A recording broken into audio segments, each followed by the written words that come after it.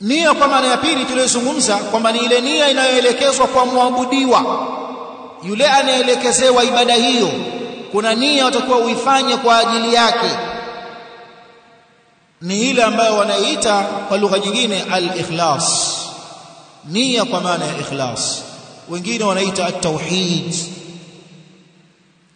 ikhlasul qasdi, kumtakasia kusudio yule unayemkusudia.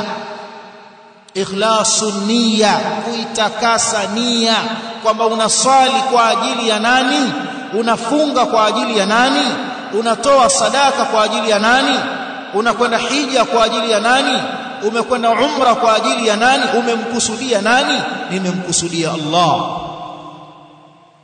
Na nia zote mbili hizi zimeingia kwenye hadithi yetu innamal a'malu binniyat.